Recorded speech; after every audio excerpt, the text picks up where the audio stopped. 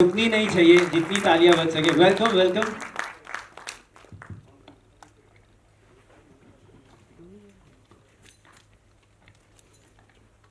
बहुत बहुत स्वागत है आपका मंच पे। So you are going to play the lead role and कैसा फील कर रहे हो आप and how excited are you with this film?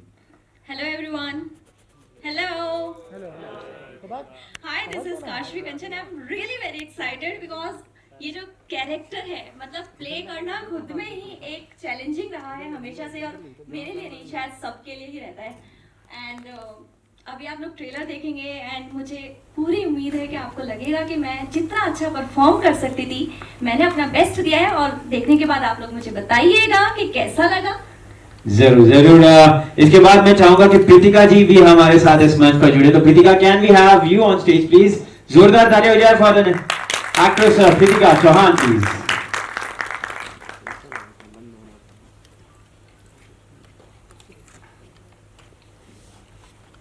Welcome Pritika ji. साथ ही साथ मैं चाहूंगा अगर शाबाश जी भी मंच पर आए हमारे साथ, एक्टर शहबाज भावेजा। जोरदार तालियां होनी चाहिए इनके लिए भी। कम ऑन एवरीबॉडी, पूरी कास्ट एक साथ मंच पर।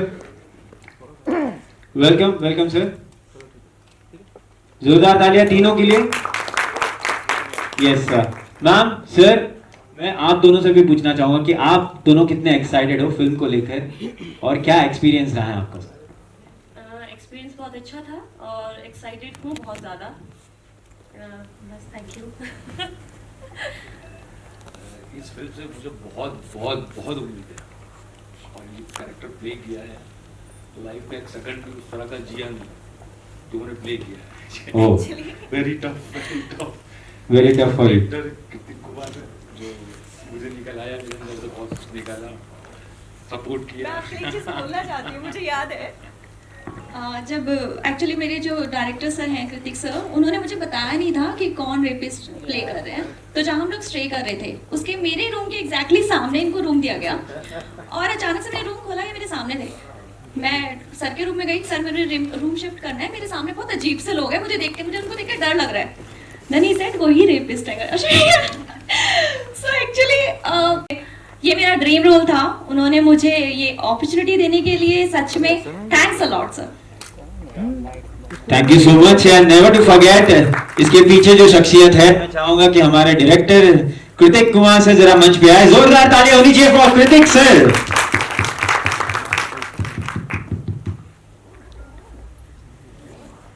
सो बहुत बहुत स्वागत, वेलकम। जोरदार तालियां वंस अगेन।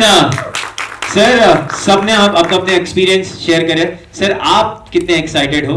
मैं बहुत एक्साइटेड हूँ क्योंकि अब ट्रेलर लॉन्च करना है, 16 अप्रैल को रिलीज करनी है, तो ये बेसिकली ट्रेलर लॉन्च के साथ जो है रिलीज डेट भी अनाउंस है। So this is the release date, 16 April. Say the date. 16 April. Yes, 16 April. और जैसे मैम ने अभी बताया कि मैम के सामने वाला ही रूम बिल्कुल इनको दिया था। वैसे आपके पास कुछ जैसा अमेजिंग किस्सा या एक एक्सपीरियंस है जो आप शेयर करना चाहते हो इस फिल्म की शूटिंग के दौरान, जो ऐसा कुछ हुआ? इस फिल्म के तो बहुत सारे किस्से हैं। सबसे पहले दिन मैं शूट करने गया प्रयागराज में, नेचुरल एक्टिंग की है, फादर का रोल किया है, तो उन्होंने काफ़ी अच्छी एक्टिंग की है। इवन काशवी ने काफ़ी अच्छी एक्टिंग की है, प्रीतिका ने भी काफ़ी अच्छी एक्टिंग की है, और इवन शाहबाज ने भी जो चाहिए था मुझे दिया है। वो तो मैम ने कह दिया कि सर पहले से ही कैरेक्टर में थे। और मैं ये भी कहना चाहूँगा इनके साथ जो और 4-5 लोग थे उन्होंने भी काफ़ी अच्छा काम किया है। अच्छा सर, आज वो है हमारे साथ यहाँ पे? वो सब शूट पे है, वीरेंद्र जी भी शूट कर रहे हैं, राधे का कुछ रीशूट कर रहा है उसके लिए। यस।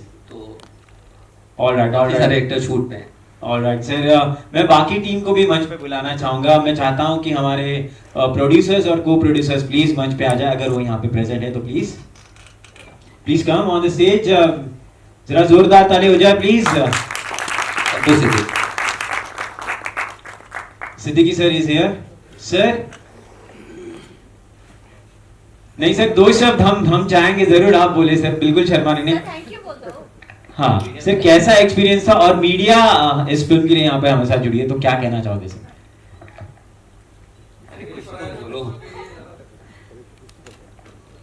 सर बहुत दिलदार है, बस प्रोड्यूस कर ली, अभी बननी है, हिट ही होगी। क्या बात है सर, आइए सर। सर उनके भी आप इनका भी काफ़ी योगदान रहा है फिल्म में, काफ़ी प्रोडक्शन वाइज और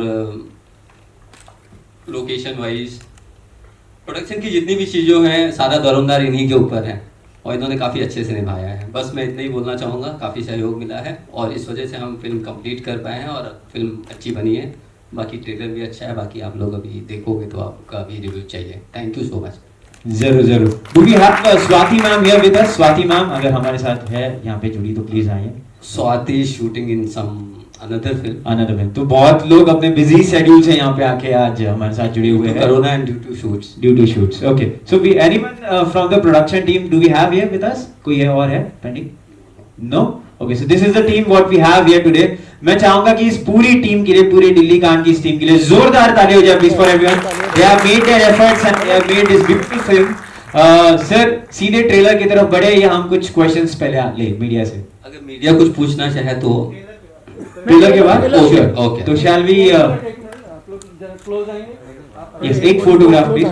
हाँ ये भाई क्लोज वाला सामने देखिए।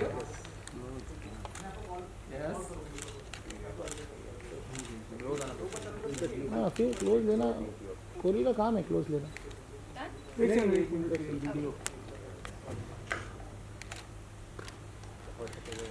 चलिए धन्यवाद। Thank you so much. So let's begin with this. Director कितना मुश्किल या कितना चैलेंजिंग रहा आपके लिए इस तरह का सब्जेक्ट उठाना, ऊपर से एग्जीक्यूट करना? एक्चुअली मुश्किल तो काफ़ी रहा है, क्योंकि रीज़न इज़ दैट कि इतनी इंटेंस फिल्म के लिए जो है ना, जैसे जो रेप सीक्वेंस है उसके लिए जो है सेंसर ही निकालना काफ़ी मुश्किल था। अब इसमें जो सबसे बड़ा आई थिंक रेप सीक्वेंस अगर आप गूगल या यूट्यूब अगर सर्च करोगे तो उसमें आपको 1 मिनट 2 मिनट के मिलेंगे। ये काफ़ी लंबा 9 मिनट का रेप सीक्वेंस है जो इंक्लूडिंग बॉलीवुड टू हॉलीवुड अभी तक नहीं आया है इतना बड़ा रेप सीक्वेंस।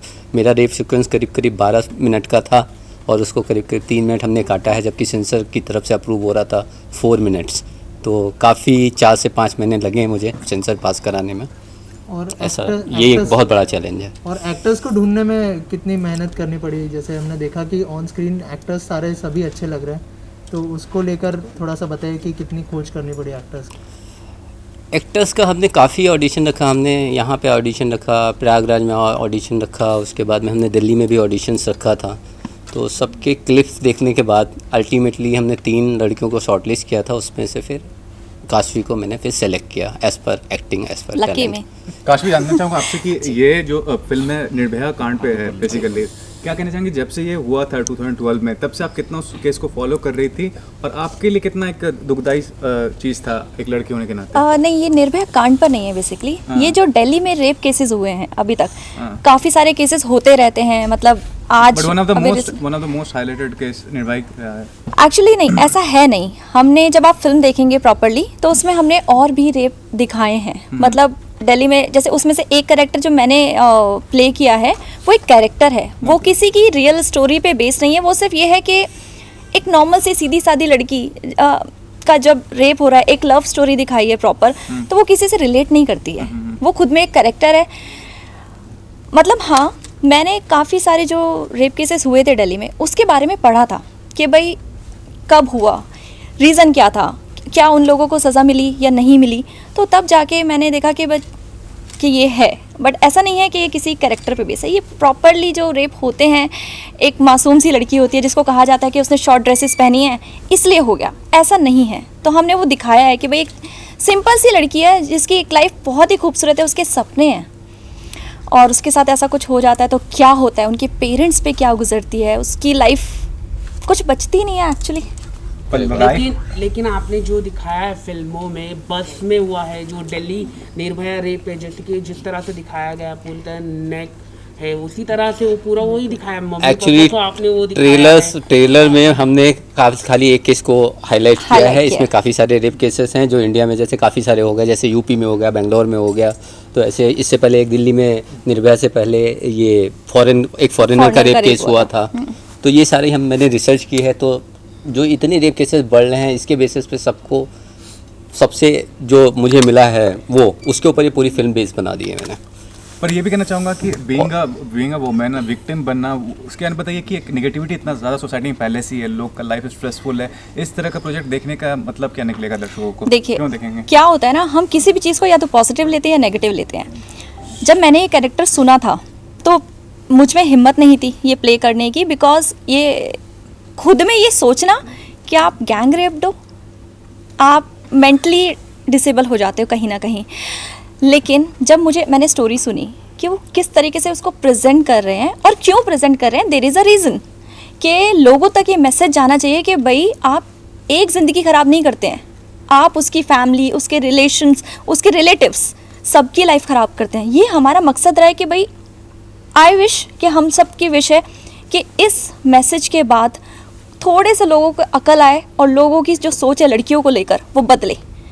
और ये जो केसेस होते हैं, बिकॉज दिल्ली में ज़्यादा रहता है ये सब, तो हमने कहीं ना कहीं सिर्फ लोगों को एक मैसेज देने की कोशिश करी कि भाई बदलो, अपनी सोच बदलो और ऐसा कुछ मत करो। आपसे चाहूँगा कि लॉयर का रोल निभा रही हैं, क्या कहना चाहेंगी प्रोजेक्ट? लॉयर नहीं है, वो रिपोर्टर है, तो मीडिया का क्या रोल आप समझती हैं कि कितना ज़्यादा?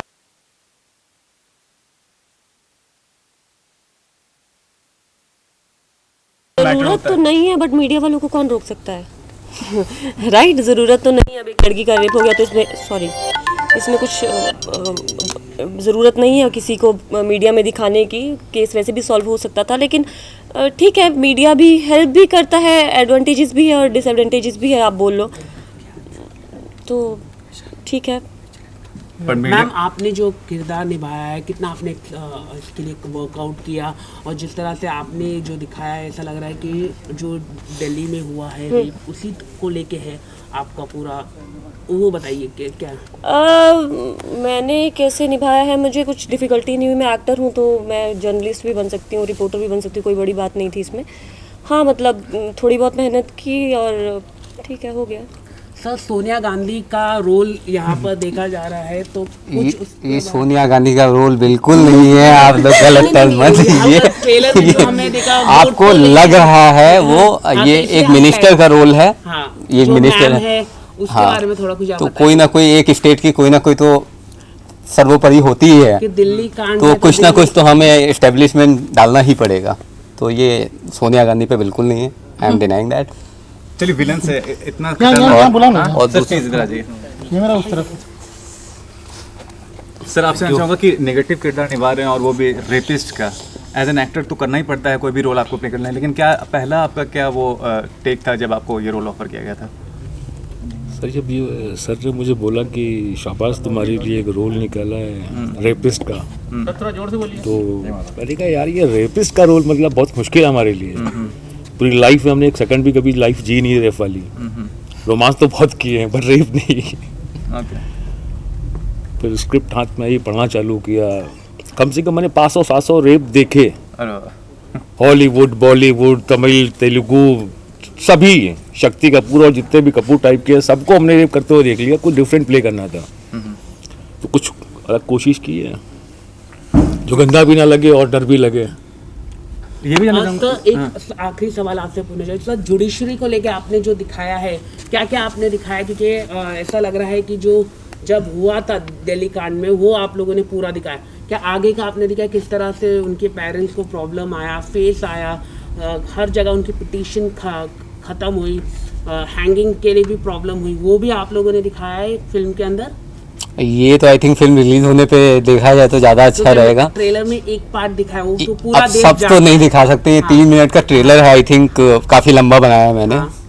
और जुडिशरी में दिखाया है मैंने कि मतलब उनको क्या प्रॉब्लम, मतलब कैसी कैसी प्रॉब्लम्स आती हैं इस केसेस के तहत, तो कुछ चीज़ें मैंने दिखाई हैं। स्पेशली एक मैसेज जो दिया है कि लोग मदद के लिए आगे नहीं आते हैं। अगर लोग मदद के लिए आगे हों तो शायद हम जो पुलिस को, गवर्नमेंट को, मीडिया को, सबको ब्लेम करते हैं, लेकिन हम और आप मिलके ही सामने मदद के लिए आगे नहीं होते हैं, हम नज़रअंदाज करते हैं और आगे बढ़ जाते हैं, तो जिसकी वजह से लोगों को बढ़ावा मिल जाता है।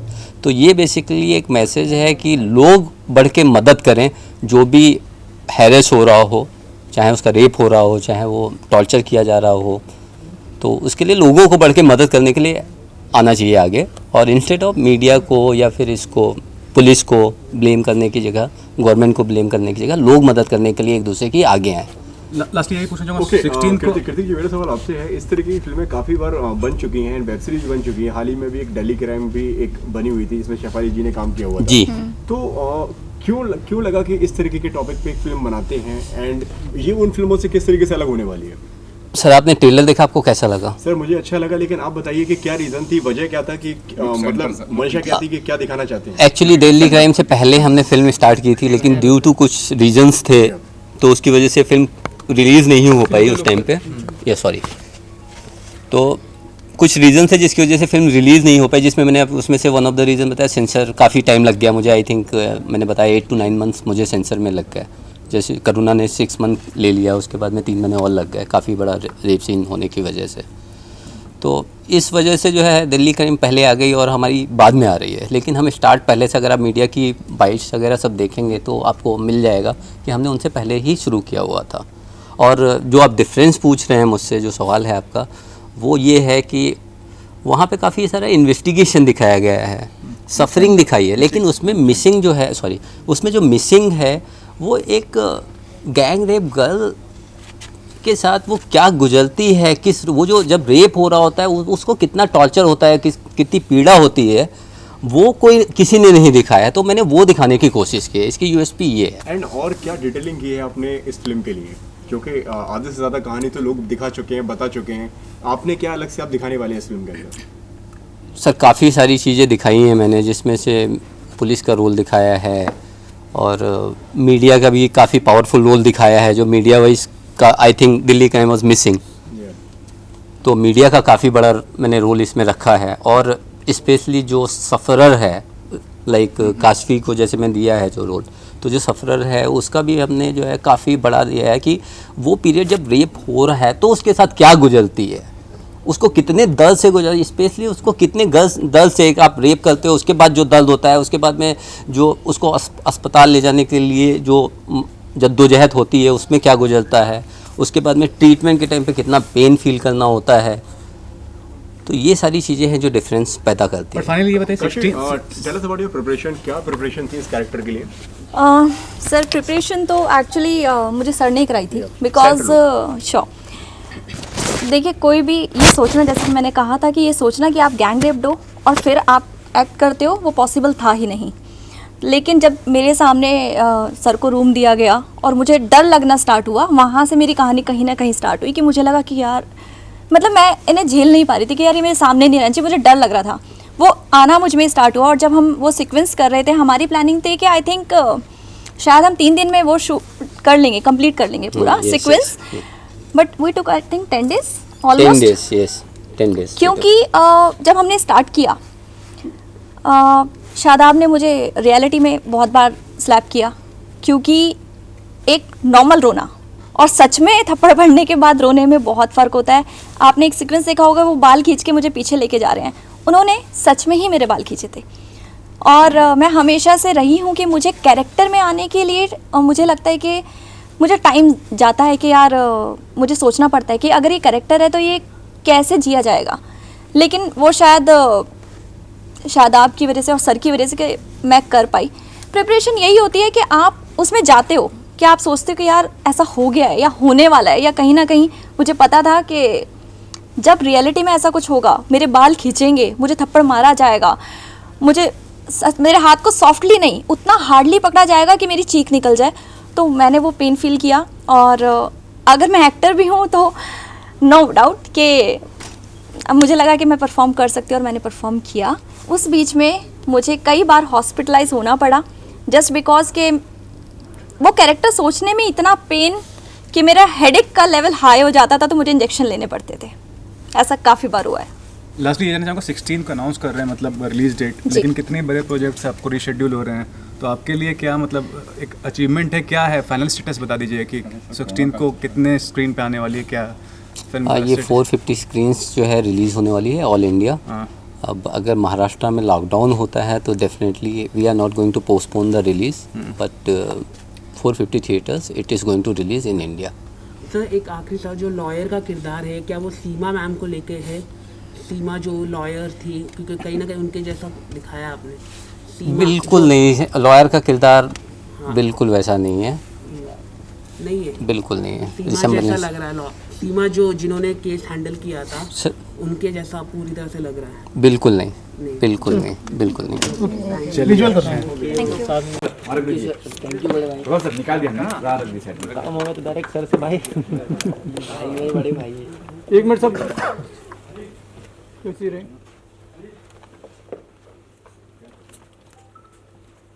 विजुअल के बाद तेरे बम का विजुअल ले लेना।